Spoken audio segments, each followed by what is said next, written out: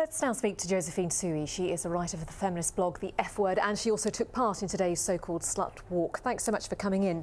Why use the word slut? It is, in this day and age, it's a very unfeminist word to be using. Was it just about causing controversy? I think many feminist issues these days, the controversy and the controversy really makes it, it attracts attention to people, and it's a way to get many people interested in something that I think everyone should take part in. What or whom are these protests actually aimed at, though? Because I would have thought that the majority of people around the world do believe, to some extent, that women should be able to wear what they want without being victimised or without being accused of provoking someone to rape them. So who are you actually aiming these protests at? Well, as much as we do believe that women should be able to wear what they want to wear, but I think at the same time, there's still this underlying current of culture where we believe, well, if a woman isn't dressed properly, then, well, maybe she deserves to be attacked or raped or pointed at.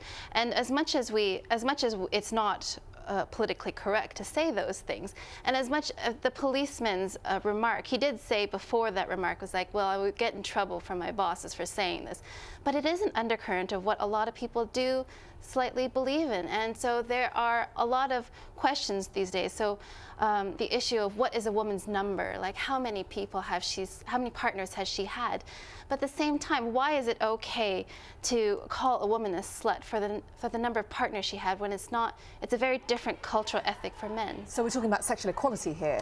We're talking for sexual equality, but we're also saying that it's the issue of changing the blame, for instead of blaming women for what they're wearing, but blaming people who are doing the rape. Is it changing the perspectives?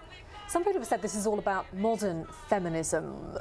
Are the majority of people who go on these walks, from the pictures we're seeing, they do tend to be young women rather than those of, say, of the 1960s, 1970s generation, who of course began the feminist movement? Yeah, I think there is a lot of this type of generation. We're seeing a new young women coming out too. Slutwalk is speaking to younger women, and this is something that they feel strongly about and they're willing to protest about.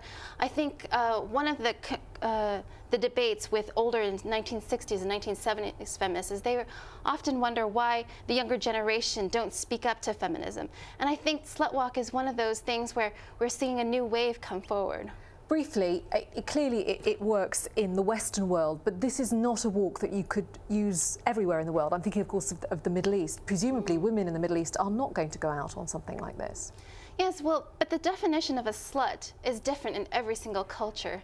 And this is something that I believe that each country and each culture can redefine for themselves. So, for instance, whether a woman is considered a slut for wearing a short skirt, but it's like right now in France, we've just barred wearing hijabs, and it's like, are women not allowed to choose to cover up or not cover up?